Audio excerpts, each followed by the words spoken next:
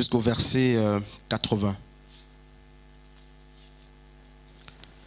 Alors, je lirai quelques portions justement de ce chapitre. Donc, je donnerai quelques épisodes justement du chapitre, des portions qui vont m'aider à présenter la pensée de Dieu pour ce soir.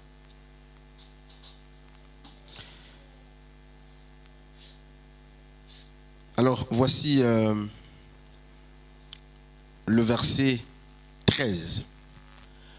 Mais l'ange lui dit: sois sans crainte, Zacharie, car ta prière a été exaucée. Ta femme Élisabeth t'enfantera un fils et tu l'appelleras du nom de Jean. Jean signifie quoi, frère Henrik?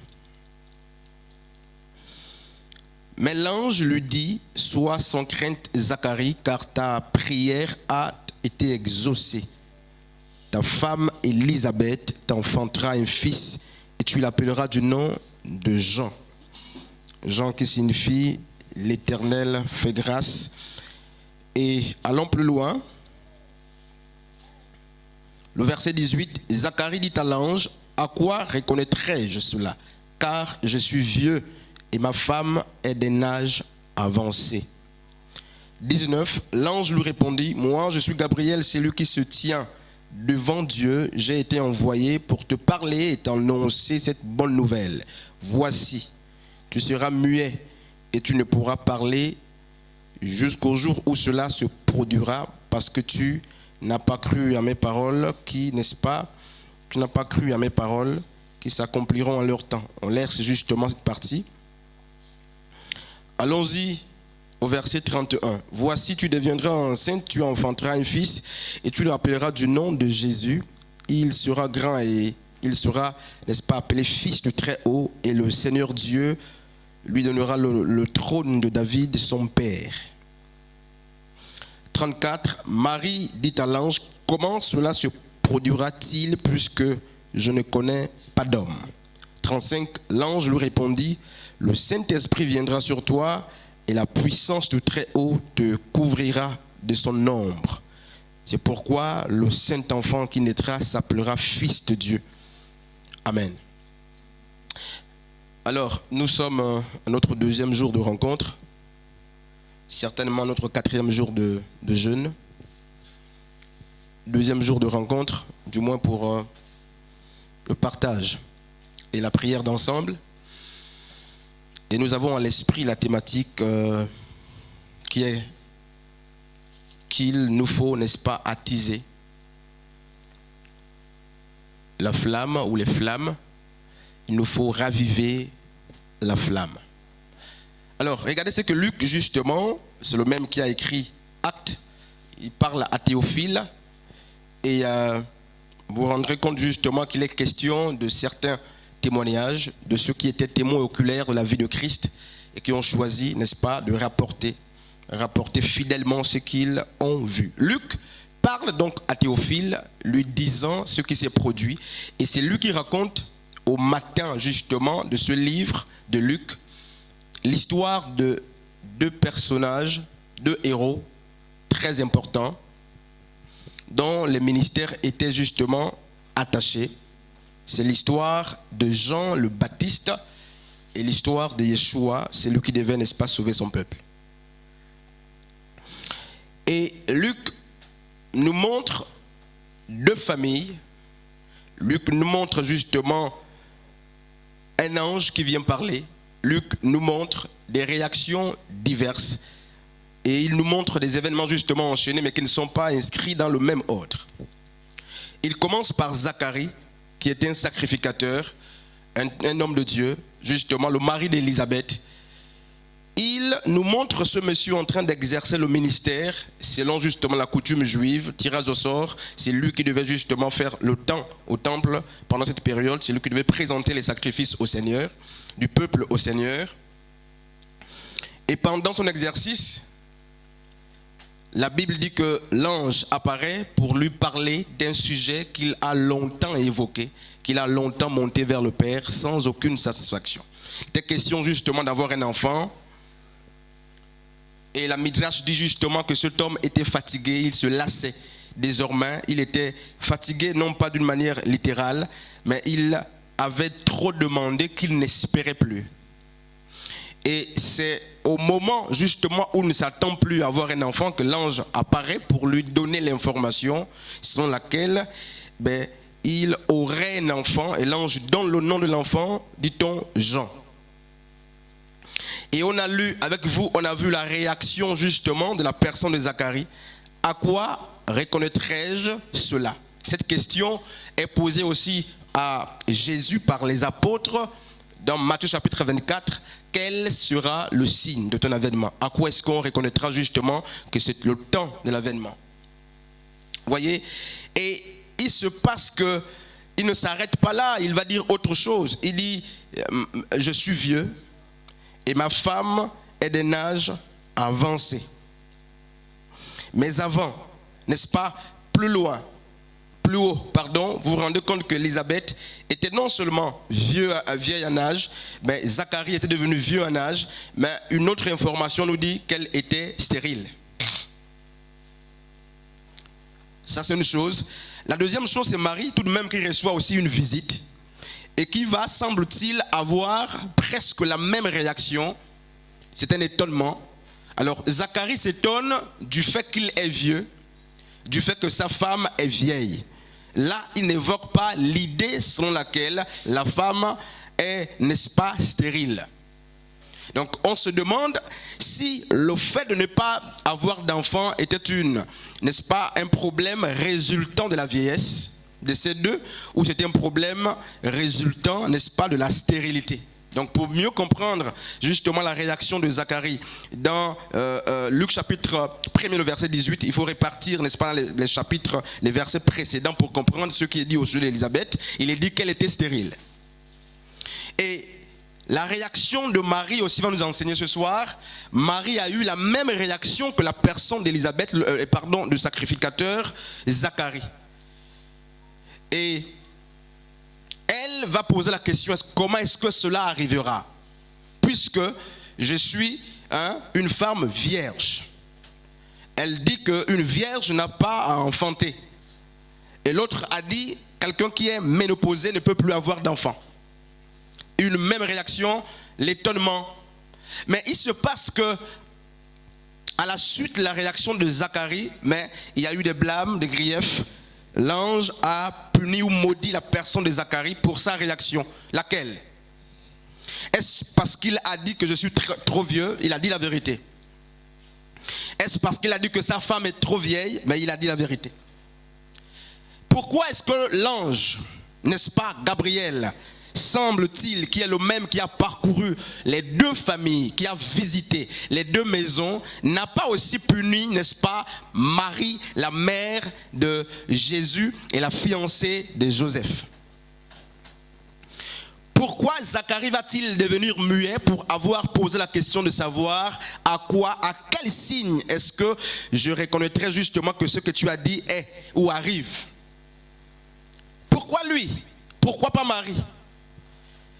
Pourquoi Jésus n'a-t-il pas maudit tout de même, n'est-ce pas, les apôtres dans Matthieu chapitre 24 lorsqu'ils ont dit quel sera le signe? Donc le fond ou la réalité n'est pas au niveau de la question de l'interrogation de la personne justement de Zacharie. La question n'est peut-être pas le problème. Sinon, pour la même question, certainement, on aurait eu, n'est-ce pas, mais une même réaction vis-à-vis des apôtres dans Matthieu 24, vis-à-vis même de la personne de Marie, la fiancée de Joseph, donc la mère de Yeshua, le grand sauveur. Donc il est dit dans Actes chapitre 4, le verset 12, car il n'y a de salut en aucun autre, n'est-ce pas, parce qu'il n'y a sous le ciel aucun autre nom qui ait été donné parmi les hommes par lequel nous devions être sauvés. Ça c'est l'exclamation, la personne de Pierre, n'est-ce pas, dans Actes, lorsque il est recouvert par le feu, par l'Esprit de Dieu. Il est capable de dire que sur toute la surface de la terre, Élie a été connu, Moïse, n'est-ce pas, ces hommes ont été connus, Élisée, tous ces grands, Abraham, Noé. Mais il dit, aujourd'hui, recouvert par l'Esprit de Dieu, il n'y a sous le ciel aucun autre nom. Ça, c'est pas le message du soir. Alors, pour faire court, il est question de la charge sémantique ou la charge émotionnelle qui accompagnait, n'est-ce pas, le discours de Marie et le discours de Zacharie et même le discours des apôtres dans Matthieu chapitre 24. Il semble que d'une manière linéaire et littérale, c'est le même discours, mais le fond n'était pas le même. C'est pourquoi on peut parler le même langage, mais la différence sera justement au niveau de la charge. Et la charge n'est vue que par des signes, n'est-ce pas, qui sont parfois non perceptibles, n'est-ce pas, à l'œil nu, qui ne sont parfois pas visibles à l'œil nu. Et donc l'ange qui est l'ambassadeur de Dieu, l'envoyé de Dieu, a ausculté, n'est-ce pas, le discours de Zacharie pour se rendre compte que ce grand sacrificateur est en train justement de douter. C'est pourquoi plus loin il va dire, tu deviendras aveugle, muet, jusqu'à ce que l'enfant naisse, parce que tu as douté. Comment sait-on qu'il a douté dans le peu de mots? Il dit, comment reconnaîtrai-je? Car je suis vieux et ma femme est d'un âge avancé. Ces quelques mots, l'ange dit, c'était manque de foi. Mais l'ange n'a pas vu un manque de foi justement chez la personne de Marie. Parce qu'après l'interrogation, l'ange a continué justement d'embellir son discours. Frères et sœurs, où vais-je, n'est-ce pas, et où suis-je en train d'en venir? Nous parlons, n'est-ce pas, de ranimer, raviver la flamme. Alors, pour les lecteurs de la Bible, comme nous le sommes, nous savons tous le faire. Nous savons du reste que Zacharie ne doute pas parce qu'il a envie de douter. C'est un homme qui connaissait la Torah. Il était habitué à la présence, n'est-ce pas, à la présence divine ou à la présence des anges. Il est habitué à sacrifier. Et donc, il est accoutumé au langage de Dieu. Mais parce qu'il était victime, n'est-ce pas, du non-exaucement depuis plusieurs années, depuis sa jeunesse, jusqu'à ce temps-là, il semble qu'il ne croit plus même à ce que Dieu annonce comme nouvelle, à ce que Dieu annonce comme, n'est-ce pas, événement futur. Frustré, il semble que Zacharie portait, n'est-ce pas, sur sa conscience, sur son esprit et sur son âme, même sur son corps, n'est-ce pas, le poids des souvenirs non exaucés ou le poids des blessures de l'âme. Cet homme a depuis plusieurs années cherché d'avoir un enfant, il n'a pas eu. Et voilà qu'il est dans une condition ou un contexte où d'une manière naturelle, il ne peut pas avoir d'enfant. C'est là que le Seigneur apparaît pour lui faire le clin d'œil, pour lui faire la promesse, par le truchement de l'ange. Zacharie, blessé par le passé, déçu par, n'est-ce pas, le passé, ayant sur lui le poids des souvenirs, c'est-à-dire des prières non exaucées, n'est-ce pas, ou de la requête non exaucée, semble-t-il n'est plus, n'est-ce pas, apte à écouter ou à croire à ce que l'ange est en train de lui dire. Ou pas dans sa chambre. Zacharie n'est pas, n'est-ce pas, dans le prétoire. Zacharie n'est pas, n'est-ce pas, dans les parvis. Zacharie est dans le lieu saint, près de parfum où il doit, n'est-ce pas, adorer le Seigneur. Et c'est dans la présence de Dieu qu'il est en train de douter de ce que Dieu est en train de dire par le truchement de ton serviteur, le malak, donc l'ange, le messager. Frères et sœurs, mes amis dans la foi, je veux parler peu pour qu'on prie beaucoup, certainement, Dieu voulant. Une des raisons, n'est-ce pas, ou un des arguments qui nous empêche aujourd'hui d'accroître ou d'émanciper le feu qui est le nôtre, n'est-ce pas, un des principes, un des éléments qui amène beaucoup parmi nous aujourd'hui à ne plus croire au feu qui peut s'allumer, à ce que Dieu peut dire, à l'émancipation justement de la flamme, à la croissance, n'est-ce pas, au développement de soi et des autres, ou du milieu dans lequel nous évoluons. C'est quoi? C'est la déception justement que nous avons eue du passé. Le fait que le passé pèse sur nous, d'autres parlent justement des blessures non guéries, des mauvais souvenirs. Ces choses empêchent aujourd'hui que nous ayons, n'est-ce pas, une idée fixe qui puisse nous amener à croire à ce que Dieu est capable de faire avec nous et à ce que Dieu est capable d'allumer, n'est-ce pas, comme feu. Et même dans la présence de Dieu comme Zacharie, je crois qu'il faut le préciser davantage. Zacharie est en train de rendre un culte à Dieu. Il est dans un milieu où règne la sainteté. Je dois rappeler que dans le lieu saint, on trouvait justement les tables de pain de proposition. On trouvait justement 12 pains de proposition. On trouvait, n'est-ce pas, l'autel de parfum. Là, on trouvait même le chandelier. C'est pas dehors. Il est dans la présence de Dieu. Un milieu où il est censé, n'est-ce pas, être sanctifié pour amener vers le Père les sacrifices du Père, n'est-ce pas, pardon des autres. Mais c'est dans ce milieu-là, dans ce milieu où règne la sainteté, la seigneurie de Dieu, que Zacharie est en train d'insulter Dieu par le doute à cause de la déception. Parce qu'il était touché, durement touché, depuis plusieurs années. Et lorsque tu crois que tes paroles, même dans une prière, dans une prédication, sont simples, Dieu perçoit et il les juge. Dieu perçoit, il les occulte. Il est capable de dire, c'est lui qui a dit bonjour, comme l'autre ici est orgueilleux. C'est lui qui a dit bonjour, comme l'autre ici, n'est-ce pas, est hypocrite. Et Zacharie a fait comme, n'est-ce pas, Marie, mais Zacharie a été vu comme un homme qui doutait, un homme, n'est-ce pas, qui a remis en question la parole de l'ange. Homme de Dieu, femme de Dieu, chers frères et sœurs, si nous voulons l'émancipation de la flamme autour de nous, dans notre nouvelle expérience ou nos nouvelles expériences, apprenons, n'est-ce pas, à guérir des mauvais souvenirs. Zacharie n'avait pas un mauvais souvenir avec les humains comme lui. Son mauvais souvenir venait du fait que Dieu lui-même jusqu'ici n'avait pas exaucé la prière.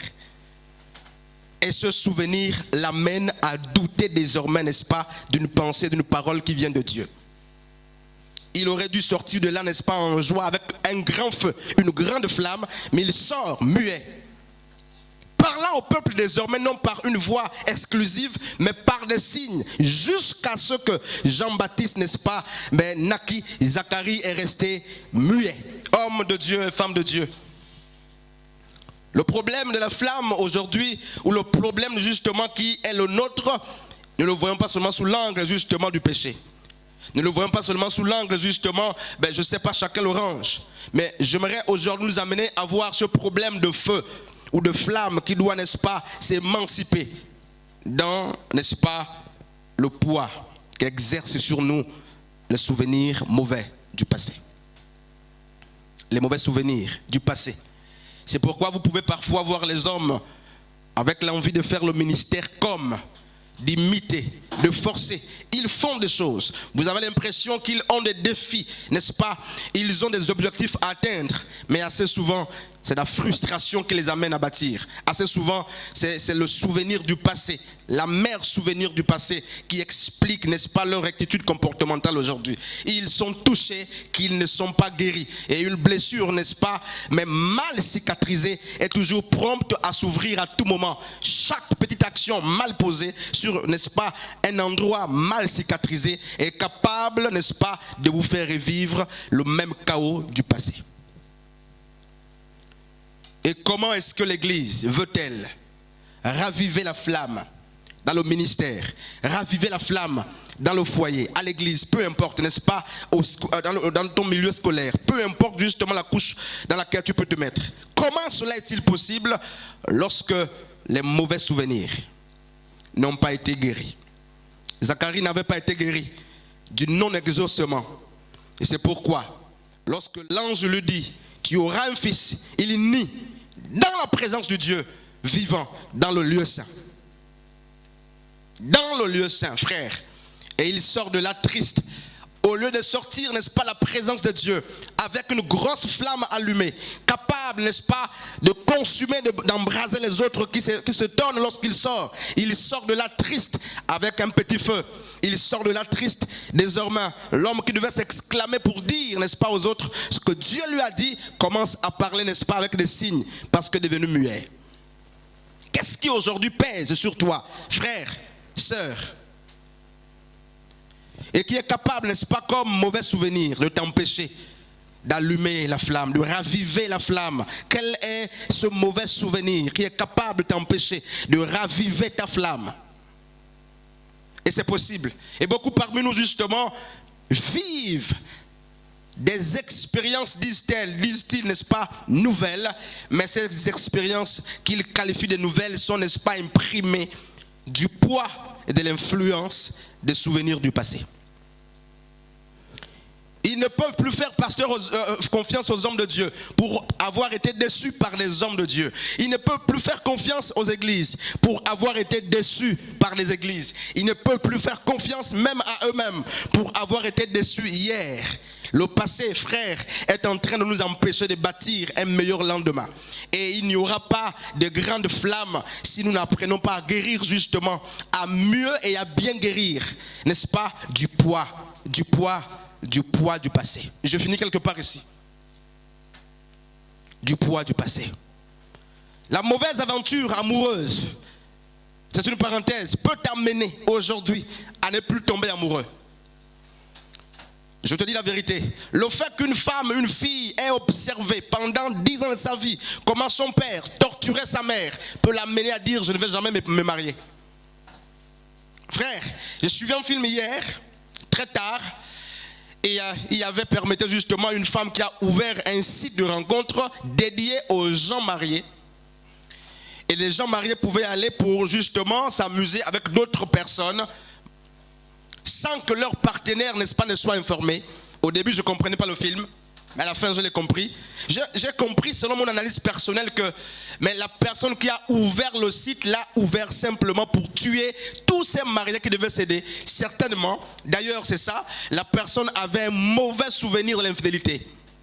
Elle a assisté, cette femme, n'est-ce pas, à l'infidélité justement de son père et sa mère, à ce que ça entraînait. Elle est allée jusqu'à ouvrir un site invitant d'une manière, n'est-ce pas, séductrice plusieurs personnes. Et par la suite, quand tu cédais, elle te tuait pour te dire que tu as aimé sa vie. Elle n'aimait pas l'infidélité. Cette personne a vécu avec le poids. Elle est devenue meurtrière. Frères et sœurs, le poids du souvenir du passé peut t'empêcher et est capable de nous empêcher, n'est-ce pas, d'allumer la flamme, d'allumer le feu qui doit être allumé. Un type de feu doit être allumé. Une certaine flamme doit monter. Mais le mauvais souvenir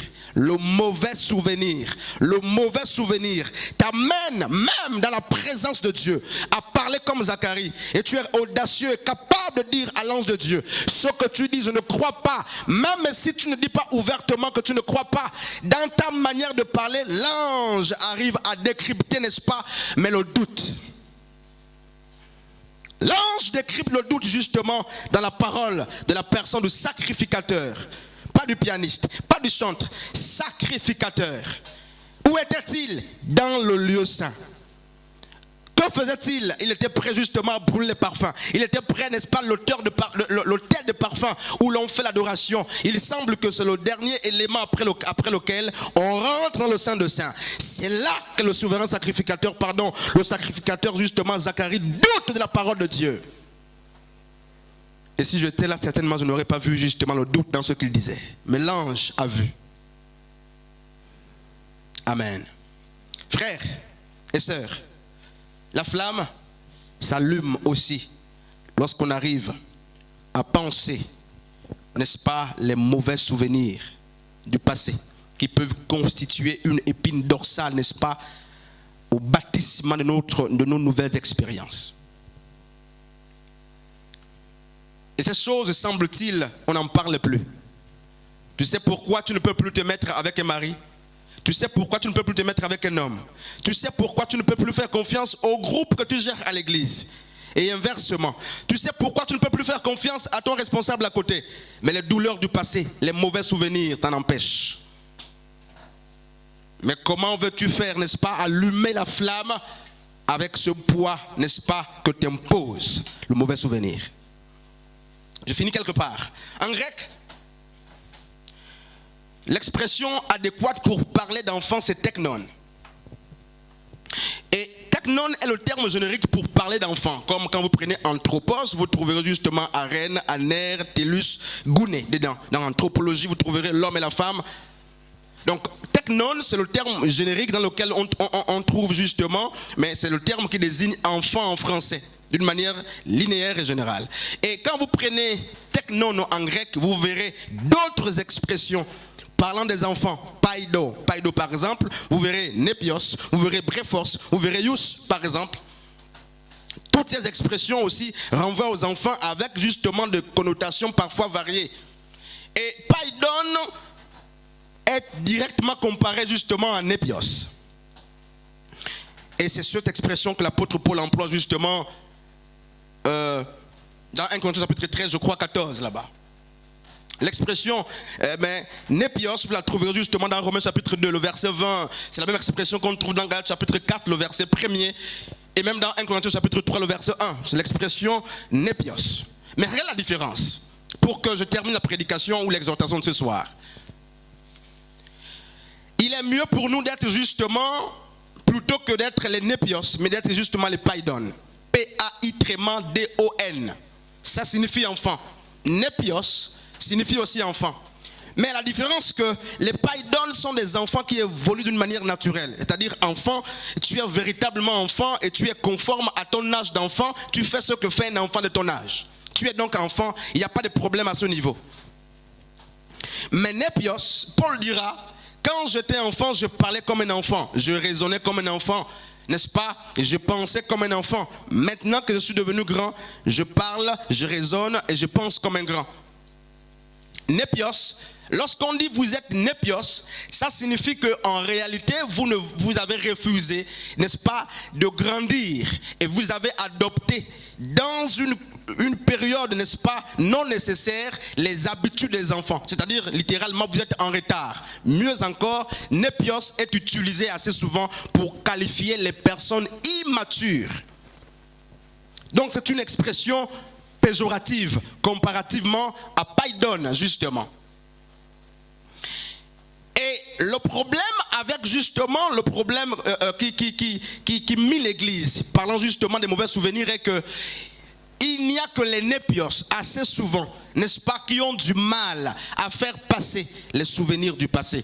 Permettez la redondance. C'est eux qui ont du mal justement à écraser les mauvais souvenirs. Les népios ne sont pas circoncis.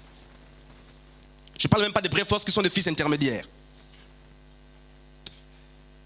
Comment voulez-vous qu'une flamme s'allume dans un département où il y a 2, 3 personnes qui ont pris l'eau froide, n'est-ce pas, qui est venue éteindre la flamme. Même si autour, d'autres s'agitent et s'activent, vous serez retardés, et nous serons retardés. On a besoin d'une église qui apprend à penser, n'est-ce pas, les mauvais souvenirs du passé. Zacharie est devenu muet. Parce que le mauvais souvenir du passé portant sur le non-exaucement l'a amené à douter à la parole de l'ange. Dans la présence de Dieu.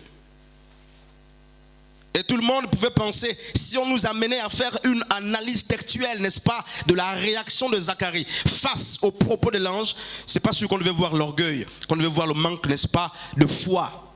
Mais l'ange qui voit des paroles, qui voit au-delà de la parole, qui voit les pensées, a su que Zacharie, dans le peu de mots qu'il vient de dire, il est orgueilleux, il manque de foi, il doute. C'est ça le problème de la flamme. Et nous avons un chant. Nous aimons un chant que nous avons écrit avec les chantres justement. Nous l'acclamons, nous le vénérons, l'envoyé de Dieu Emmanuel, de toutes nos forces. Marchons vers l'étoile, ranimons ou animons la flamme, frères et sœurs. Ce chant, nous l'avons écrit ensemble, nous le chantons. L'heure est venue où il nous faut, n'est-ce pas, activer le feu, où il nous faut, n'est-ce pas, mais raviver la flamme, où il faut sortir du lieu saint, non pas comme Zacharie, triste et muet, mais sortir avec les paroles, non pas en balbutiant, sortir avec les paroles, et non pas sortir de là muet. Voilà ce que Dieu me siffle, n'est-ce pas? Donc il y a des gens qui sortent même de la présence de Dieu muet. Ils ont vu, ils veulent dire, mais n'arrivent pas à dire, non pas qu'ils sont assez sages pour ne pas dire, Dieu a maudit leur langue. Donc c'est possible de sortir du lieu saint maudit par Dieu, que tu es allé adorer dans le lieu saint. C'est possible de prendre la malédiction dans le lieu saint comme Zacharie. Frères et sœurs, et de ne pas bénir le peuple. Zacharie devait bénir le peuple en sortant, mais il est sorti sans bénir. Très vite, il parle par les signes. Le peuple dit qu'il a vu une grande révélation. Le peuple dit qu'il a vu une grande révélation. Pitié de ce peuple. Le peuple n'a pas vu que cet homme est victime, n'est-ce pas, de la malédiction, parce qu'il a douté. Comme beaucoup parmi nous peuvent en être victimes. Il te faut quitter, n'est-ce pas, la dimension d'enfant pour la flamme se ravive, n'est-ce pas, ou se ranime aussi lorsqu'on prend conscience qu'il nous faut guérir, n'est-ce pas, des expériences du passé. Apprenons réellement à guérir des expériences du passé. C'est pourquoi vous avez un petit temps de joie. C'est des joies qui sont fausses et des joies éphémères. Parce qu'en réalité, on n'a jamais été guéri. Je te parle aujourd'hui, mais demain matin, très vite, je ne te parle plus parce que le souvenir remonte. Très vite, lorsque tu me blesses, pendant que je te parle, je pense à tout ce que tu m'as fait depuis 4 ans. Ce n'est pas les guérisons. Nous sommes frustrés. Beaucoup font l'œuvre dans la frustration. En vérité, si on me donnait la capacité d'être chirurgien ce soir, d'opérer et de voir ce qui se passe dans l'âme, en vérité, on devait voir les poisons et les états de beaucoup ici. Frustrés. Pas seulement dans la dimension personnelle, même dans le ministère, d'ailleurs je parle pour le ministère, frustrés, frères et sœurs. Oh, je voudrais, n'est-ce pas, être responsable. Depuis que j'envisage, je n'ai pas été nommé, c'est elle qui est responsable. Et tu fais l'œuvre dans la frustration, parce que tu aimerais être à la place. Tu fais l'œuvre avec la frustration, dans la frustration. Une ancienne comme toi à côté de toi, mais vous avez des problèmes dans le passé. Frustré, c'est des petites joies, des fausses paix, n'est-ce pas? Mais le souvenir, le poids du passé pèse sur toi. Voici des choses qui constituent, n'est-ce pas, un obstacle pour l'épanouissement et pour qu'on allume la flamme dans toute sa véritable dimension. Frères et sœurs, apprenez donc à pardonner réellement apprenons à pardonner réellement si nous voulons que notre flamme soit réelle et qu'elle s'allume. Apprenons à pardonner réellement. Apprenons à être vrais avec nous-mêmes et avec Dieu. Frères et sœurs, apprenons la vérité même dans la présence de Dieu. Apprenons la vérité si nous voulons que la flamme s'allume. Pardonnons-nous les uns les autres pour la vérité, pour de vrai, si nous voulons que la flamme s'allume. Voici des choses justement qui empêchent l'éclosion de la flamme.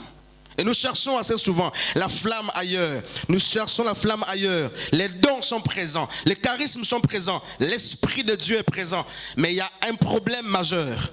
Les souvenirs du passé. Les mauvais souvenirs du passé. Il te faut guérir de ces choses. Il te faut guérir. Je lisais un livre. Un petit enfant justement à 1978. Va se noyer dans un fleuve. Et il y avait des adultes autour du fleuve qui le regardaient. Et lorsque le policier est venu leur dire, mais pourquoi n'avez-vous pas intervenu pour sauver l'enfant? Ils ont dit, ce fleuve est relié à un grand tunnel et il est pollué. Il y a trop de saleté qu'on n'a pas eu le courage de tomber dans ces eaux sales pour aller sauver une vie. Et les parents de ces enfants ont recueilli ce témoignage toute leur vie. Peut-être qu'après la lecture, je vais amener ce livre ici, ça va rester à la bibliothèque. Toute leur vie, ils ont décidé de ne plus jamais aider les enfants en difficulté. Et chaque fois, leur seul enfant, il avait 7 ans. Chaque fois qu'il voyait ses parents, un autre enfant en danger, eh bien, il le laissait aussi passer. Ils avaient des excuses à donner, comme les gens avaient donné les excuses hier. On n'a pas pu sauver cet enfant parce que les eaux dans lesquelles il se noyait sont assez polluées. Frères, les troubles du passé peuvent vous amener à être des criminels à vie. À ne plus jamais faire confiance. Moi, Christ, demandez-moi si je peux encore héberger quelqu'un dans ma maison. Quelqu'un m'a posé la question, ça fait 2 dimanches. Moi, j'ai dit non, impossible. Sauf si Dieu me parle ouvertement et clairement. À l'époque, je pouvais le faire, n'est-ce pas, à cause de l'humanisme. Donc l'humanité et moi, l'amour propre. Mais l'expérience m'amène désormais à dire que ce type d'action ne se posera plus jamais. Sauf si j'ai la pensée de Dieu. C'est-à-dire, il faut que Dieu me convainque que Christ, c'est moi qui te dis. Sinon, je ne ferai plus jamais ça. Pourquoi? Mais le passé m'enseigne. Encore que, je ne suis pas en train de parler de la prudence, mais je parle des blessures du passé. Là, c'est la prudence, le cas de prudence et des leçons. Mais d'autres, c'est pas ça. Je dis, moi, plus jamais. Sauf si tu dors, tu sors. Mais pour dormir, même sortir, là, c'est grave. Il faut que Dieu me parle. Parce que même à une tu peux détruire la vie. Donc désormais, pour avoir été blessé, pour avoir été déçu, mais tu te dis, je pose les actions autrement. Même si je suis rempli d'amour propre humain, désormais, je ferai tout pour que Dieu me convainque dans ma position, ma décision, pour dire, c'est moi qui te parle. Même si je n'écoute pas une voix, c'est moi qui te parle. Il va créer, je dirais à Dieu, crée, comme Jean-Baptiste certainement, mais pas avec le doute, mais montre-moi le signe. Sinon, je ne ferai pas. Et je ne pêche pas en ne faisant pas. Je deviens prudent. Pourquoi? Parce qu'aujourd'hui est bâti sur, n'est-ce pas, les fondements ou les expériences que nous avons acquises. Et personne ici ne peut nier cette expérience, cette vérité. Nous marchons et nous posons des actions en prenant appui justement sur les réflexes d'hier, sur les actions d'hier, sur les expériences d'hier. Demandez à une femme dessus qui a connu un homme, 2 hommes, 3, 4. À la 4e personne, demandez-lui comment elle se sent. Vous verrez que les blessures l'ont amenée à se métamorphoser. Elle a changé, jusqu'à ce que même son amour propre a disparu, ses propres valeurs, parfois sont flouées, n'est-ce pas, sont mortes. Pourquoi? Le passé a travaillé. Le passé nous a travaillé. Et voici un des problèmes majeurs de l'Église. C'est que les chrétiens qui prient tous les jours, les croyants qui prient tous les jours, la plupart d'entre eux ont des blessures. Pour le savoir, écoutez leur discours. Ils sont haineux. On sent qu'ils sont frustrés. On sent qu'ils sont blessés. Moi, plus jamais. On sent qu'il y a un problème dont ils n'ont pas été guéris. La cicatrice est assez visible. Et parce qu'elle est assez visible, petite action, la blessure s'ouvre. C'est pourquoi ils peuvent vous rappeler ce que vous avez fait il y a une semaine, très vite. Ils peuvent vous rappeler ce que vous avez fait il y a 1 an, très vite. Pourquoi? La cicatrice est très récente. La gomme de Dieu n'est pas passée là. C'est les hommes qui ont opéré. C'est très vivant. La blessure est fraîche. Écoutez leur langage. Je ne peux plus me mettre en couple. Je ne peux plus me marier. Je ne peux plus avoir un fiancé. Si un homme me quitte, si cet homme me quitte, si cette femme me quitte, si ce pasteur me déçoit, si. Blessés, les blessures. Et ce sont ces gens blessés qui sont en train de faire le ministère, oubliant que ceux qui sont blessés ont la vocation de blesser. C'est pourquoi on blesse à tout moment, frères et sœurs. Parce que nous sommes frustrés, on n'est pas guéris de ces blessures du passé. Comme Zacharie, de la même manière que Zacharie a pu douter de Dieu, dans la présence de Dieu, à cause d'une blessure. Parce que n'étant pas exaucé depuis les années, il voyait qu'il ne faisait pas d'enfant, il priait à tout moment, pas d'exaucement. Le jour que Dieu annonce la bonne nouvelle, il ne croit pas. Parce que les mauvais souvenirs sont capables d'engendrer le doute. Et nous prions et nous parlons de quoi? Nous parlons justement de raviver la flamme. Quel est le lien? Certainement on se pose la question. Mais je disais justement que un des moyens pour l'Église d'allumer le feu, c'est aussi d'apprendre, n'est-ce pas, à effacer, chacun pour sa part, n'est-ce pas, les mauvais souvenirs que nous avons de nous-mêmes, que nous avons du monde et que nous avons des autres, de la communauté. Apprenons à guérir de ça.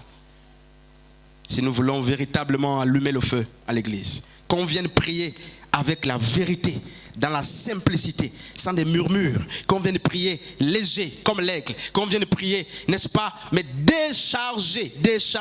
Voici que beaucoup sont chargés, frères, beaucoup d'émotions. Amen. Beaucoup sont chargés. Nous voici en jeûne. Est-ce que tu te rends compte que tu as gêné avec le poids du passé? Est-ce que tu te rends compte ce soir que tu demandes l'intensité de la flamme avec le mauvais souvenir? De qui? De l'autre à tes côtés, seulement à tes côtés. Pas loin, hein, frère. Seulement à tes côtés. De qui? De frères dans la même assemblée. De qui? D'un ministère où tu étais hier. Où tu es parti, que tu es blessé ou que tu as été blessé, ils cherchent la paix. Paul dit ne redevient rien à personne si c'est l'amour, n'est-ce pas? Recherchez la paix avec tous et la sanctification sans laquelle nul.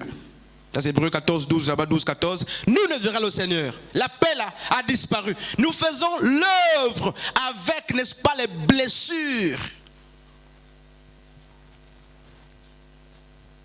Et on grandit avec ces choses. On grandit avec ces choses. Il y a des arbres, vous les blessez, ils croissent avec cette cicatrice à vie même, à vie. Quand vous venez regarder, vous voyez toujours la marque est là. Et beaucoup, n'est-ce pas, ont du mal à allumer leur feu. Parce qu'ils ne sont pas vides. Dans la présence de Dieu, lorsqu'ils prient, Dieu dit, ne te reproche pas du péché de. Mais le problème c'est lequel? Alors ce soir, il te dit, tu as le poids. Tu n'es pas guéri. Tu n'es pas guéri.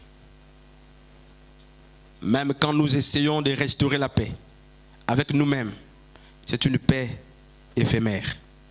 Les cicatrices sont très visibles. Et tu sais que tu n'es pas guéri. Tu sais que tu n'es pas guéri. Amen. tu sais que tu n'es pas guéri. C'est un gros obstacle, n'est-ce pas, lorsqu'il nous faut allumer la flamme. Je ne veux pas nous garder long. On va s'arrêter ici. 19h08. On va prier pour 3, 4, 5 minutes. Frères, et je rappelle ceci. Apprenons à guérir des mauvais souvenirs si nous voulons bâtir des meilleurs lendemains.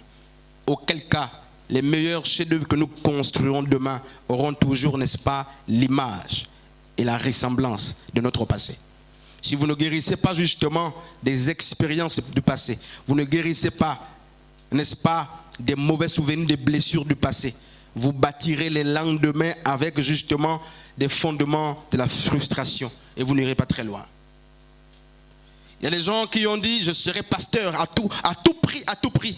Parce que là où j'étais, là-bas, on n'a pas cru que j'étais pasteur. Il faut que ceux qui étaient avec moi sachent et apprennent que je pouvais faire. Ils n'ont pas cru à moi. Quand je sors, je dois être pasteur. On verra Ruth dimanche certainement. Il y a des choses que je vais garder comme ça. Je serai pasteur. C'est une bonne intention. Mais les motivations sont lesquelles? Ça peut être les motivations, mais les intentions sont lesquelles? N'est-ce pas? Mais les filles, permettez que je commence même là, et je termine. Les filles de Lot, lorsqu'elles sortent de Sodome et Gomorrhe, elles nous apprennent une grande théorie de la vie et une grande philosophie. Elles nous apprennent ce qu'il faut faire une différence. Ou du moins qu'il faut peser les actions et les intentions.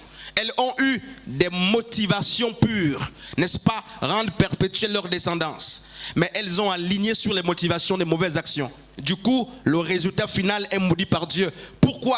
Non pas que l'intention était mauvaise, mais les motivations ou des actions conjuguées qui ont amené à la réalisation de ce qu'elles pouvaient avoir comme motivation étaient impures. C'est pourquoi leur chef-d'œuvre est impur. Les Moabites et les Ammonites sont maudits, pas à cause de l'intention, mais à cause des actions qui ont suivi une bonne intention. Frères et sœurs, ayez des bonnes motivations. Mais si vous voulez que les projets qui sont issus des motivations soient bons, nobles pour Dieu et pour les hommes, conjuguez donc des bonnes actions sur ces motivations. Sinon, vous pouvez être pasteur, mais vous n'êtes pas approuvé par Dieu parce que vous l'avez fait pour prouver. Vous pouvez être intercesseur, approuvé par les hommes, pas par Dieu, parce que Dieu ne vous a pas approuvé à cause des motivations et à cause parfois des intentions. Certains ont de fausses motivations, de fausses intentions, de fausses actions. D'autres ont de bonnes motivations, mais de mauvaises actions. Et s'il y a de bonnes motivations, de fausses actions, sachez que le chef-d'œuvre sera faux et Dieu ne va pas l'agréer. C'est pourquoi, soyez vous-même, faites au temps de Dieu, dans la norme, respectez la nomenclature de Dieu. Ne fais pas pour prouver à quelqu'un, mais fais lorsque Dieu veut que tu fasses. Fais autant que Dieu veut que tu fasses. Ne fais pas avant le temps de Dieu pour montrer que je peux courir, n'est-ce pas, comme tout le monde. Non, frère. Mais fais ce que Dieu veut au moment où Dieu veut. C'est là que tu seras agréé. Ne sois pas comme les Ammonites et les Moabites, n'est-ce pas, qui sont issus de la relation entre action et motivation. Motivation pure, action mauvaise, engendre, n'est-ce pas, les Moabites et les Ammonites. Vous ne serez pas agréés, vous serez maudits, même si vous avez des grands ministères, des grands noms. Vous ne serez pas agréés par Dieu. Pourquoi? Vous êtes faux.